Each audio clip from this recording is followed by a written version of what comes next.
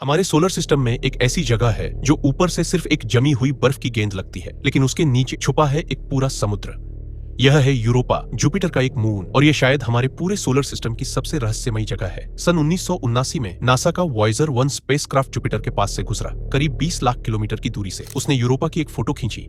Europa की surface पर कोई बड़े क्रेटर्स नहीं थे, कोई ऊंचे पहाड़ नहीं, बस लाल भूरी लकीरें हर तरफ, जैसे किसी ने बर्फ पर दरारें खींच दी हो। कुछ महीने बाद वॉयेजर 2 ने और करीब से देखा। साइंटिस्ट ने नोटिस किया कि इन दरारों के दोनों किनारे एकदम पजल के टुकड़ों जैसे मैच करते हैं, मतलब यह सरफेस हिली थी। इस रहस्य को सुलझाने के लिए नासा ने भेजा गैलीलियो स्पेसक्राफ्ट। 1989 में लॉन्च हुआ। 1995 में जुपिटर की ऑर्बिट में पहुंचा और इसने यूरोपा के 12 करीबी फ्लाईबाइज की। गैलीलियो ने एक ऐसी चीज मेजर की जिसने सब कुछ बदल दिया। जुपिटर का मैग्नेटिक फील्ड यूरोपा के आसपास डिस्टर्ब हो रहा था। यह तभी होता है जब कोई इलेक्ट्रिकली कंडक्टिव फ्लूइड नीचे मौजूद हो। साइंटिस्ट का कंक्लूजन था, यूरोपा के बर्फ के नीचे एक ग्लोबल ओशन है, खारे पानी का। और वह ओशन कितना बड़ा है? यूरोपा हमारी पृथ्वी से 4 गुना छोटा है, लेकिन उसका समुद्र पृथ्वी के सभी समुद्रों से 2 गुना बड़ा है। यूरोपा की स्ट्रक्चर कुछ ऐसी है। सबसे ऊपर है बर्फ की एक परत, करीब 15 से 25 किलोमीटर मोटी। उसके नीचे है लिक्विड वाटर का समुद्र, 60 से 150 किलोमीटर गहरा, और उससे भी नीचे है एक रॉकी और आयरन कोर, बिल्कुल हमारी पृथ्वी जैसी स्ट्रक्चर। लेकिन यहाँ एक और चौंकाने वाली बात है। जुपिटर इतना विशाल है कि उसकी ग्रेविटी यूरोपा को खींचती और छोड़ती रहती है। इससे यूरोपा की सरफेस पर टाइडल फोर्सेस पैदा होते हैं। यही टाइडल फोर्सेस उस बर्फ को तोड़ते हैं और वही लाल दरारें बनाते हैं। लेकिन इससे भी जरूरी बात यह है कि यही टाइडल हीटिंग समुद्र के नीचे की जमीन को गर्म रख सकती है, ठीक वैसे जैसे पृथ्वी पर समुद्र की गहराई में हाइड्रोथर्मल वेंट्स होते हैं, और वहीं धरती पर जीवन मिला है।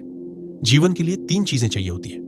पहली, लिक्विड वाटर, जो कि यूरोपा के पास है। दूसरी, जरूरी chemical elements, carbon, hydrogen, nitrogen, oxygen, phosphorus, sulphur. Scientist को यूरोपा पर इनके साइंस मिले। तीसरी, एनर्जी का एक सोर्स, टाइडल हीटिंग और संभावित हाइड्रोथर्मल एक्टिविटी। और एक बात, जीवन को टाइम चाहिए होता है। यूरोपा का ये ओशन करीब 4 अरब साल से एग्जिस्ट कर रहा है। पृथ्वी पर जीवन भी इतने ही समय में बना। 2019 में एक इंटरनेशनल रिसर्च टीम ने नासा की मदद से डायरेक्टली डिटेक्ट किया यूरोपा की सरफेस के ऊपर वाटर वेपर, मतलब यूरोपा शायद अंतरिक्ष में पानी फेंक रहा है। अगर यह सच है तो हमें यूरोपा की जमीन पर उतरने की जरूरत भी नहीं। एक स्पेसक्राफ्ट उस वेपर से गुजरे और सीधे उस ओशन का सैंपल मिल जाए। इसीलिए नासा ने लॉन्च किया यूरोपा क्लिपर। यह अब तक का सबसे एडवांस स्पेसक्राफ्ट है जो यूरोपा को स्टडी करने के लिए भेजा गया है। यह यूरोपा के 49 से ज्यादा फ्लाईबाइज करेगा। यह उसकी सरफेस को मैप करेगा। यह उसके एटमॉस्फेयर को एनालाइज करेगा। यह पता लगाएगा कि क्या यूरोपा का ओशन जीवन के लिए सूटेबल है, और अगर यूरोप पर जीवन मिला तो यह सिर्फ एक साइंटिफिक डिस्कवरी नहीं होगी, यह इंसानियत के इतिहास का सबसे बड़ा पल होगा। जुपिटर से करीब 67 लाख किलोमीटर दूर सूरज की रोशनी वहां तक पहुंचने में 45 मिनट लगते हैं। उस अंधेरे में, उस ठंड में एक जमी हुई दुनिया है जो शायद अकेली नहीं है। यूरोपा हमसे पूछ रहा है, क्या तुम आओगे?